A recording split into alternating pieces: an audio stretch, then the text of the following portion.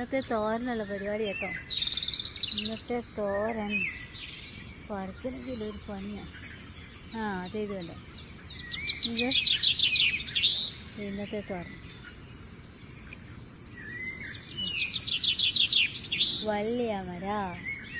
വിത്ത് വയ്ക്കാൻ നിവൃത്തിയില്ല, മഴ കാരണം എല്ലാം മുളച്ചു പോവാം. അതുകൊണ്ട് ഒന്നുപോലും വിത്ത് വയ്ക്കാൻ ഈ പരുവത്തിൽ പറിക്കണം കേട്ടോ. ഇങ്ങനെ നോക്കുമ്പോൾ വിത്ത് ഉള്ളിലും ആവരുത്, ഇച്ചിരി മൂത്ത് പോയി. ഇത് കണ്ടോ, ഈ ഇച്ചിരി മൂത്താതെ ഈ പരുവത്തിൽ വേണം പറിച്ചെടുക്കാൻ. നോക്കുമ്പോൾ വിത്ത് കാണരുത്.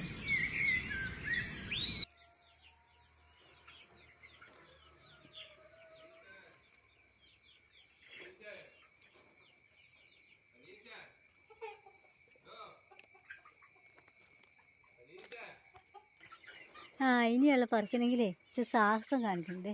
താഴെ സ്ലർ ടാങ്കാണ്, ബയോഗ്യാസിൻ്റെ സ്ലർ ടാങ്ക്. അതിന് മുകളിലാണ് ഉണ്ടായി നിൽക്കണം. ഇങ്ങനെ പറിക്കും. നോക്കാം, കണ്ടോ.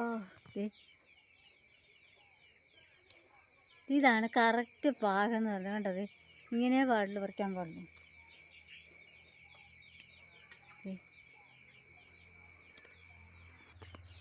അങ്ങനെ നമ്മൾ ഇത്ര പയർ പറിച്ചിട്ടുണ്ട്. ഇനി അതിൻ്റെ അടുത്ത് വേറെ സംഭവം ഉണ്ട് കേട്ടോ. ഇതിലുണ്ടായി തുടങ്ങണേ ഉള്ളൂ കേട്ടോ. ഇതും വള്ളിയാമരയാണ്. ഇല്ലാതെ ഓരെന്നെ ഉണ്ടായിട്ട് ഇതിൻ്റെ പൂക്കളെല്ലാം ആരോ പൊട്ടിച്ചുകൊണ്ട് പോകുന്നു. നിർത്ത് താഴെയായിരുന്നു ഒരു പരിപാടി. പൂക്കൾ മാത്രമല്ല കേട്ടോ, ഇത് മേലോട്ട് പോകണോ കൂമ്പൊക്കെ ഇങ്ങനെ. ഇത് പുഴുവാണോ എന്താണെന്നല്ല, മഴ കാരണം മരുന്നടിക്കാനും നിവൃത്തിയില്ല. ഇതിനിടയ്ക്കൊരു സംഭവം ഉണ്ട് കേട്ടോ. ചൈനീസ് പാവൽ എന്ന് പറയുന്നത് കണ്ടോ. ഇതാണ് ചൈനീസ് പാവൽ.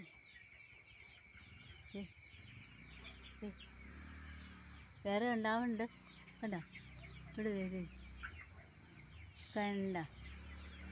ഇത് മുള്ളില്ല പാവൽ, ചൈനീസ് പാവൽ എന്നാണ് പറയപ്പെടുന്നത്. ഇതിൽ അവിടെയൊക്കെ ചെറിയ ചെറിയ പയറുകൾ ആവണേ ഉള്ളൂ. ഓക്കെ. അതിവിടെ ഒരു വന്ന ഉദ്ഘാടനം ഉണ്ട്. ആദ്യമായിട്ട് പറിക്കും കേട്ടോ.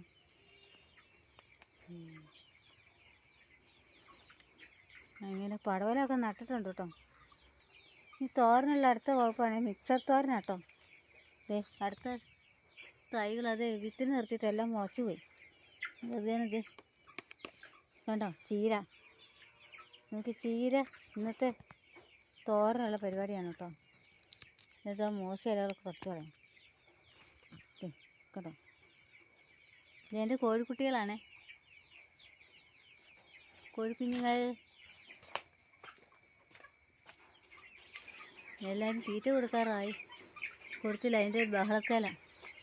നമുക്ക് അടുത്ത ചീരനെ പറിക്കാം. ഇനി അവിടെ 2 ചീര സ്ലർ ടാങ്കിൻ്റെ സൈഡിലായതുകൊണ്ടേ നല്ല സൂപ്പർ വളർച്ചയാണ് കേട്ടോ. അങ്ങനെ നമ്മൾ ഇത്രയും ചീര പറിച്ചിട്ടുണ്ട് കേട്ടോ. അത്യാവശ്യം ഇന്നത്തെ തോരനുള്ളൊരു പരിപാടിയായേ. അവിടെ ഒരു കപ്പളം നിൽപ്പുണ്ട്. കപ്പളങ്ങ ഉണ്ടായി തുടങ്ങണേ ഉള്ളൂ. ഇവിടെ ഒരു ചീര നിൽപ്പുണ്ട്, അതിനെ നമുക്ക് പറിച്ചെടുക്കാം. നമുക്ക് അടുത്ത സംഭവം പറിക്കാം കേട്ടോ. ഇതാണ് നമ്മുടെ ബീൻസ്. ഒരു സാധനം കടയിൽ നിന്ന് വാങ്ങിക്കുന്ന ബീൻസ് ഉണ്ടല്ലോ, അതിൽ നിന്ന് മുളച്ച മൂത്ത ബീൻസിൻ്റെ വിത്തെടുത്ത് ഞാൻ ഉണക്കി വെച്ചിട്ടുണ്ടായിരുന്നു. അതാണ് കണ്ടോ. ഒരു മുട്ടി ചാടിപ്പോയി, കഷ്ടം. കണ്ടോ, ഇവിടെയുണ്ട്. കുറേ കുഞ്ഞുങ്ങളൊക്കെ ഉണ്ടാവുന്നുണ്ട് കേട്ടോ. കണ്ടോ.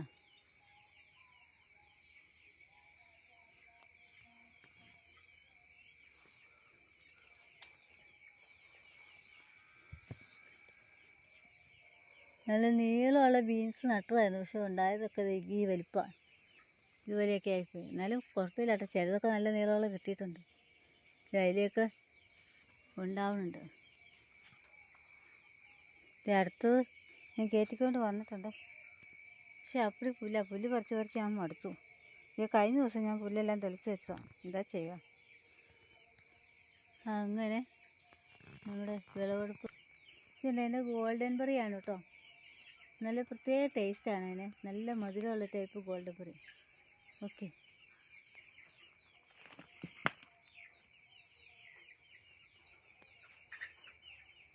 കളനാശിനി അടിക്കാത്തതുകൊണ്ടാട്ടോ ഇത്രയും പുല്ല് വന്നേക്കണേ.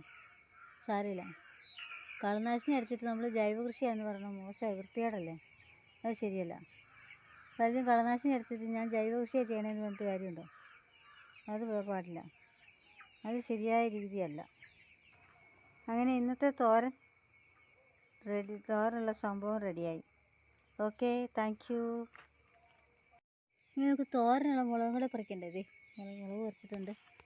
ഇതിലൊക്കെ ഇത് കണ്ടോ, നിറച്ച് മുളക് ഉണ്ടാവുന്നുണ്ട്.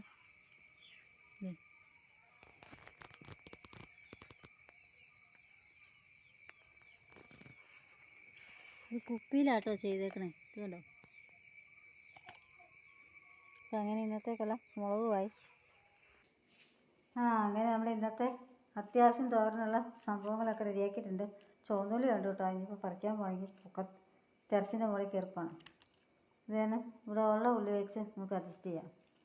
അപ്പോൾ എല്ലാം ജൈവമായിട്ട് നമുക്ക് ചെയ്യാൻ പറ്റും. ഇതുപോലെ നമുക്ക് ജൈവ രീതിയിൽ അത്യാവശ്യം നമുക്ക് വീട്ടിലേക്ക് വേണ്ട സാധനങ്ങൾ, ഇപ്പോൾ ഒരു തോരൻ ഉണ്ടാക്കാൻ ഉള്ള സാധനങ്ങളായില്ലേ. ബീൻസ് ഉണ്ട്, ഇത് മുളകുണ്ട്, ഇത് കൊത്തമരയുണ്ട്. ഇന്നത്തെ തോരനുള്ളതായി. അത്യാവശ്യം ഒരു ചെറിയ കുടുംബത്തിലേക്ക് ആവശ്യത്തിന് ഇത് ധാരാളം. അപ്പോൾ ഇതുപോലെ ഈ കൃഷി രീതി, ജൈവ കൃഷിയെക്കുറിച്ച് കൂടുതൽ പഠിക്കാനും കൂടുതൽ അറിയാനും താല്പര്യമുള്ളവർക്ക് എൻ്റെ നമ്പറിൽ കോൺടാക്റ്റ് ചെയ്യാം കേട്ടോ. ഓക്കേ.